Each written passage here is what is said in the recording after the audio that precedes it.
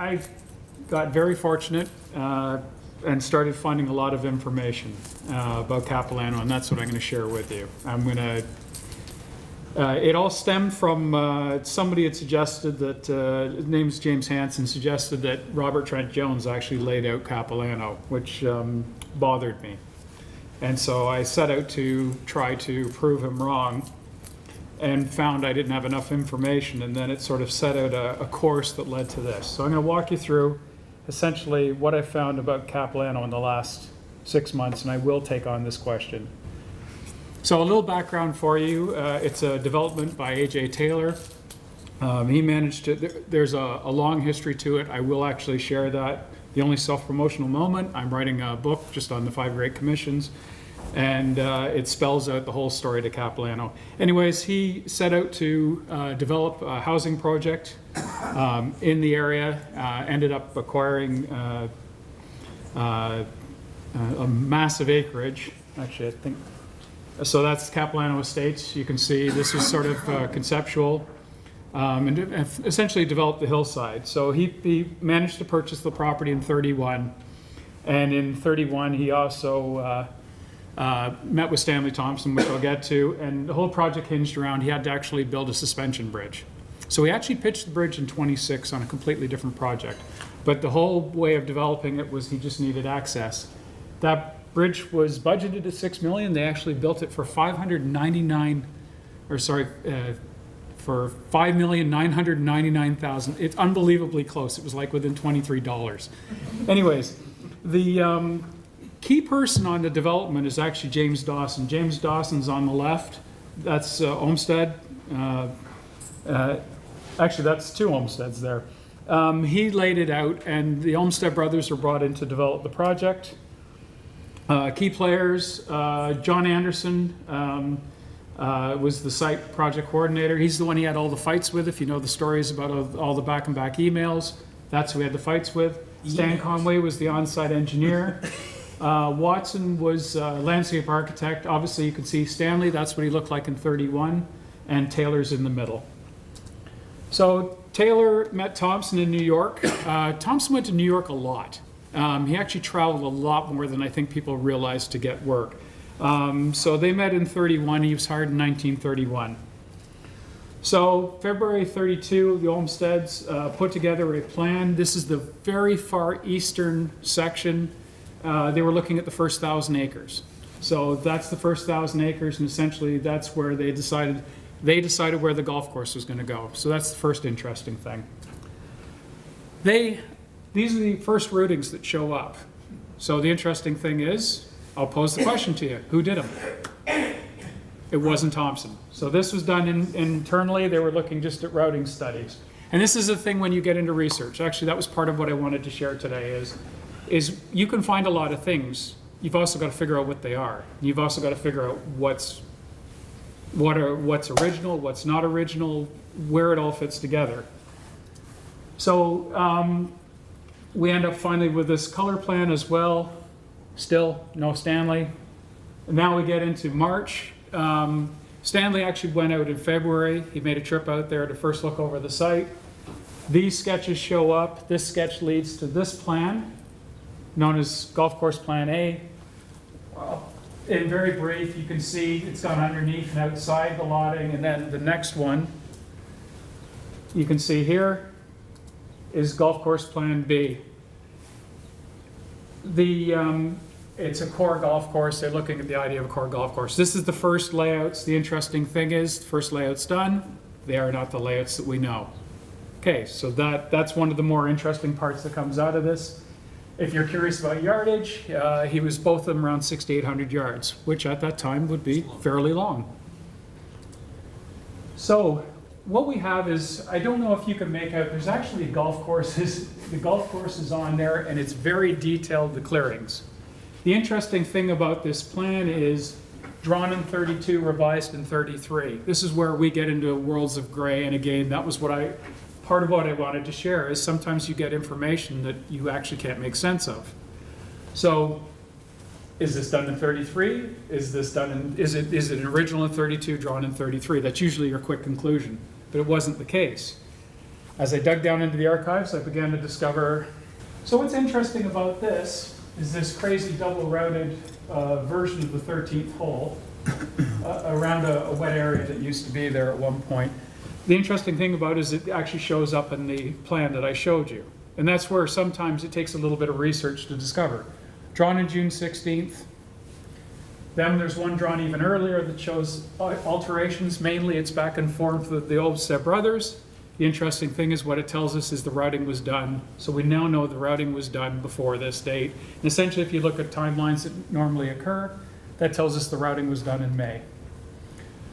So that's the bottom half. And again, you can see 7 and 8, everything fits together. So we now know when the routing was done. The reason I was interested in this, not to, I know it seems really anally retentive, but I'm back to the same question asked at the beginning. Did Robert Trent Jones design the golf course? And that's why I've been going down this crazy path.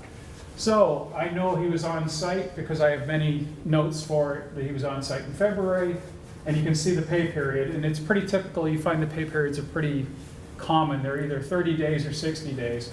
Well, the interesting thing that's more important to me is June 25th, where those plans were put together for the layout of the golf course, which essentially was to give Stan Conway the ability to clear, because they had to start clearing in 33. So they started clearing right away, and they didn't get finished clearing till 33. They didn't actually start construction till, on the golf course itself, till 34. It took them that long, and I'll show you a reason. As soon as you see the photos, you'll understand why it took so long to clear the property. But again, what it does is it gives me a date. It's definitely May, could even be slightly earlier. And again, that's critical because of how it works with this man. So, if you didn't know, he was a partner in Thompson, Jones & Thompson. One of the more fun things that I've learned about Thompson, Jones & Thompson is A, he almost never got paid. B, he hated the relationship because he formed a partnership and then immediately it was just Thompson Jones. And immediately he brought in Bill Thompson, his brother, and it became Thompson, Jones & Thompson. And all it did was Stanley always kept his amount, and it thinned out the amount that Robert got, so he was pissed off. Stanley also kept Stanley Thompson Associates active, and anything he did in Canada, he billed to Stanley Thompson Associates. Anything that he did in the States, or there's a few things like Cap, they billed that way, but he still managed to keep most of the money that way. Interesting man.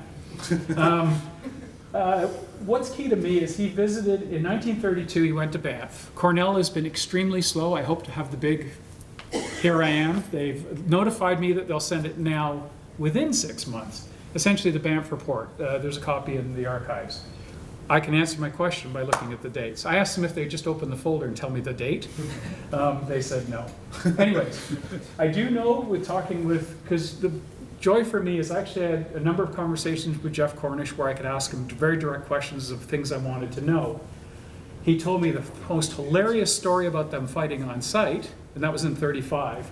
But Robert was not involved in construction. So what happened was Robert made a trip out to see Banff, and then through the railroads he also went to Jasper, but he also went to other properties owned by the railroads, and he toured and he made his way out slowly to Capilano because he was just asked, it was a tour through, and that's how he ended up at Capilano. But you got to remember that Robert in Golf's Magnificent Challenge in '88 said, I routed the holes for Thompson at Capilano. So and Hansen, I remember James Barkley and I talking about this. He said he trusted this, and that was his sole source. And Hansen has said that that's definitive proof. And the one thing I can tell you about Robert is, this also comes from the book, by the way, if you want to read that at your own leisure. But the one thing I can tell you about RTJ is RTJ was not afraid to lie to benefit himself. That's just being really coarse and really blunt. But the thing was, you had to be very careful on how much you took him at face value. He was very much a self-promoter, but the interesting thing is, so is Stanley. So, I mean, a lot of architects tended to change the truth to suit themselves. So this is sort of the conundrum I'm in. So RTJ is, if reading this is always what struck me, is he also gives him credit. Essentially, if you read that, the way I read that, he gives him credit for routing And I find that's within 10 pages of the other statement. So as I said, this is Banff from 1930. The interesting thing is RTJ went there. And this is where it starts to, as a historian, you've got to be truthful. So one of the things, if you're going to be a good one, you've got to be truthful to the facts you find. So right now I have no definitive proof that he didn't.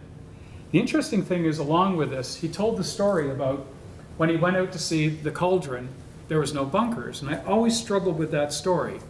And as I've been doing a lot of research, I discovered when it opened, I was always told this is a promotional shot.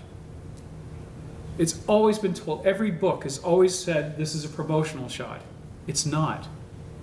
That's how the hole opened. That's what it looked like. It had no bunkers. I found in the Chung archives in BC, there's a painting done, a three-dimensional painting done of the golf course with no bunkers, which sort of proves it because it was done as part of the promotional work for the railroad. So an interesting fact is it started off this way, and RTJ said he recommended this, and then they bunkered it. And this is the fun and horrible, wonderful, terrible thing about being a historian, is you find out information you want to know to tell your narrative, and you find out information that you don't want to know. And I think the one thing that's really important, if you do what we do, if you want to be a historian, the biggest and most important thing is you have to actually share all the facts. So the thing is, for me, what's definitive about that is, if he didn't, because he always said he went there and then he routed the golf holes. If I can prove that he didn't route it before the date, I can also prove that essentially it's a tall tale, which is what I hope to prove, but we'll see. But essentially, no matter how it plays out, I'm going to share it whatever way the story tells itself. Anyways, so we know Thompson met in the Waldorf Astoria in July 32. Interestingly, Robert lived in New York and was not present at that meeting. I think that also explained, there was no interaction between him and Taylor. There was a little bit of interaction between him and Olmsted, with mainly drawings that came a little later on. But I think that speaks volumes about who did what. So there's the final layout in 32. This is sort of the definitive one that was produced. It showed the project. Remember I talked about clearing? That's the third hole. So this is the start of clearing. As I said, Stan Conway on clearing. I was going to tell a funny story about him and Thompson, but I'll leave that one. That's the first hole. That's looking at the green as they started to clear the centers. What they did was they cleared 30 feet out, went straight up the side of the mountain. The whole mountain looked like that. So there's 6. So if anybody's been there, you can probably relate to some of this. That's 15 green. So have a look at the size of the stumps. So this is one of the only construction photos I've got during grassing, 35. See, that's the thing. I'm not sure. I've got it down to a small window, but it's either late 34 or it's early 35. Now, the interesting I found when I was digging through, and this is where we'll get into the more fun stuff, that's the bunker plan for Capilano.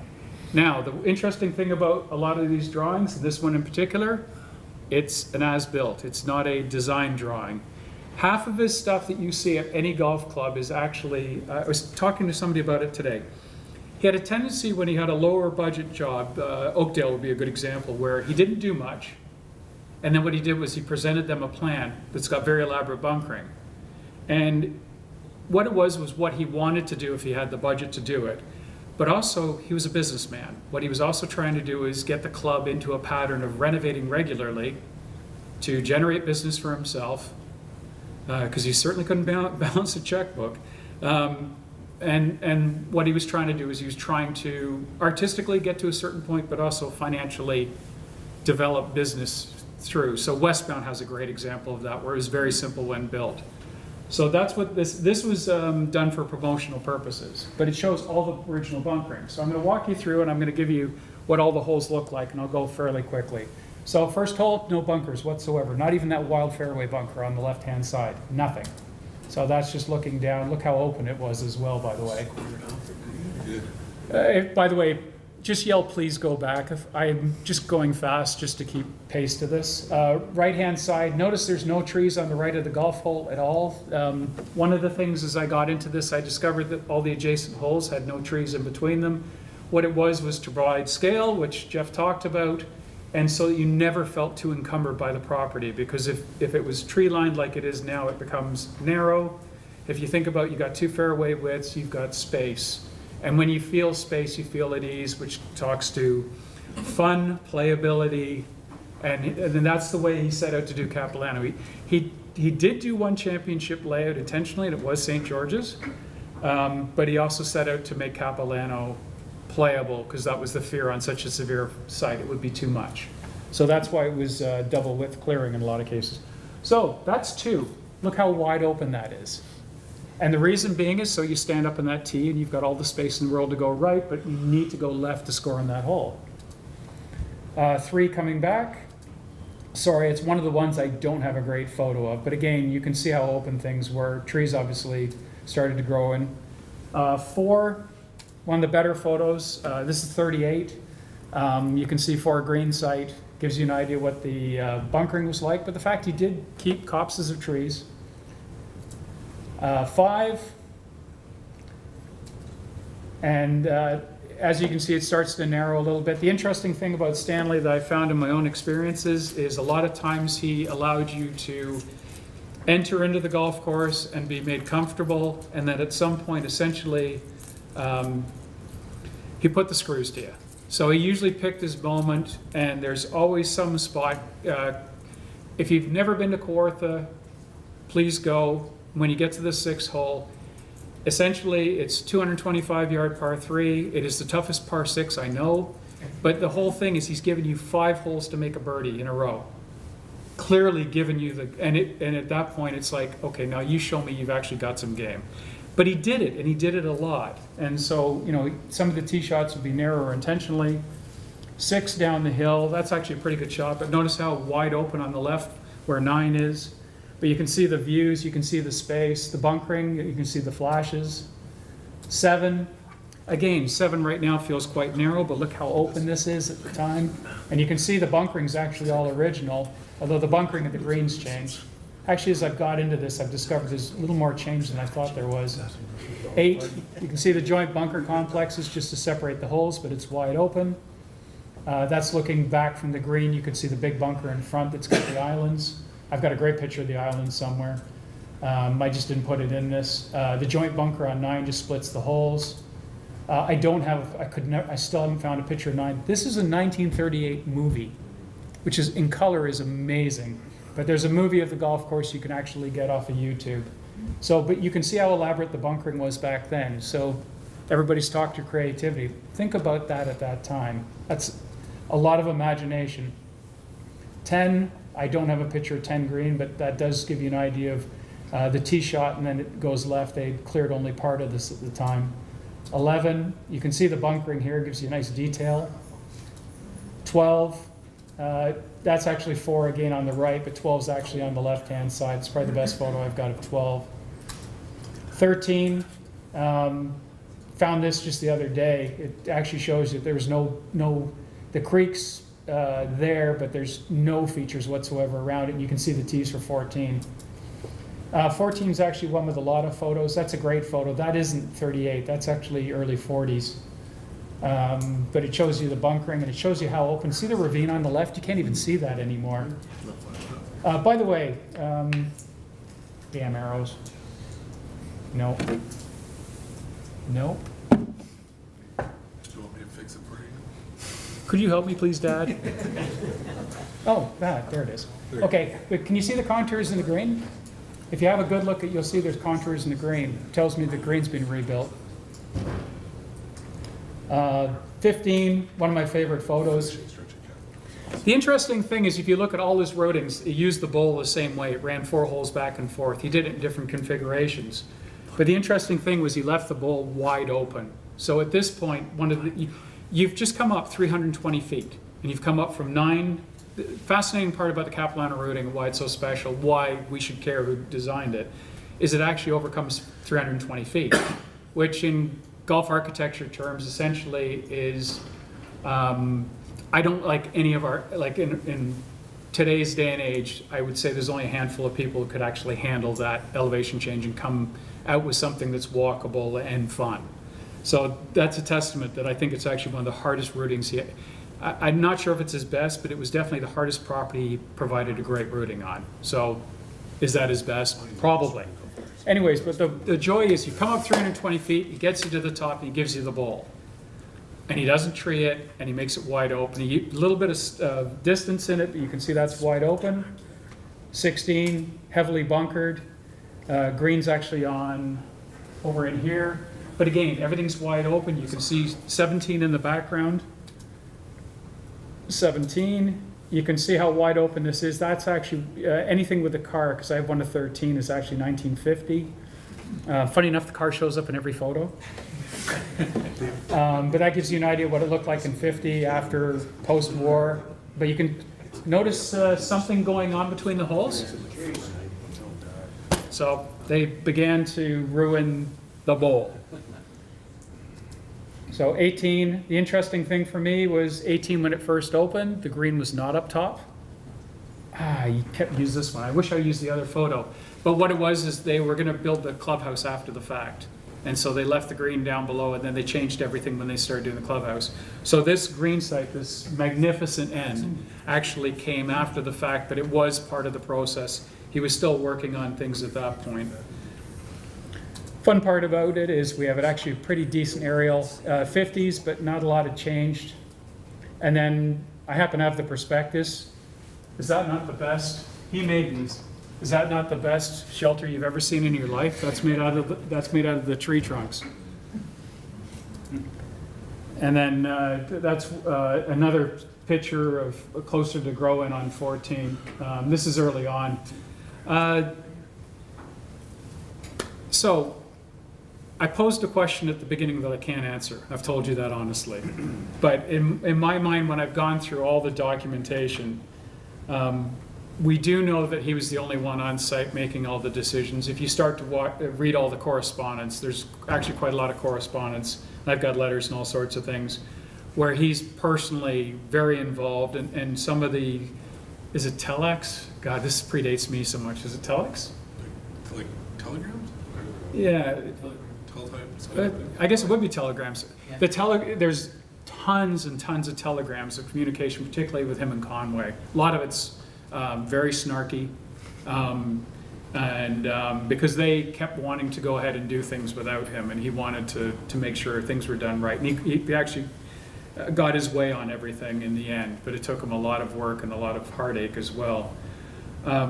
So there's no question that if we step aside from the routing, there's no question it was his project. Jeff Cornish, talking with him, made it crystal clear he made the call on everything. And actually that he wasn't very interested in input from Robbie or Jeff or anybody else that was there. That he fought with, when RTJ came on site in 35, they actually just pretty much fought for the first 2 or 3 hours about the golf course and what should be done. So there were two Type A's that were actually battling.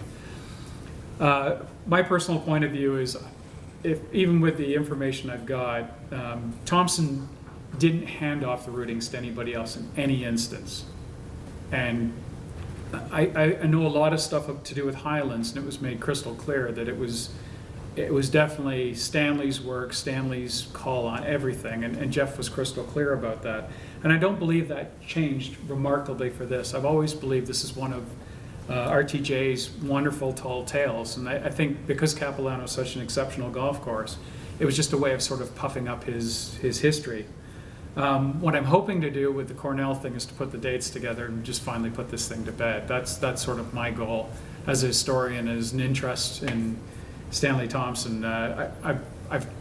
For me, I know the one thing that I've gone through over the years, I'll just wrap it up, is I've always been adamant about getting our facts right about accreditation. And I know is one of the things that I sort of battled with the society a little bit about. I think it matters. I think if somebody else did the work, it matters that they get credit for it. I think it's important to actually document what somebody did, not what we want them to have done. And that's the whole key. I think we owe that to everybody's legacy, is to be honest. And I think that's the one thing about societies. I think it falls on all of us to try and tell the truth. And try to be a little more clear about what we do know and don't know as fact. And then what I've always tried to do with the society, I've provided you with every document I've ever found, every reference. And I think it's important that anything we find, we share. And that's the whole key. Is I think we've made these wonderful inroads recently, and part of it is because people are sharing the documentation actively. That's the one joy. While I hate the digital age, because I'm now old and grumpy, it's been remarkable for sharing information. It's actually been very useful for understanding legacies. So sorry I was a little long-winded, but I just thought it was an interesting story.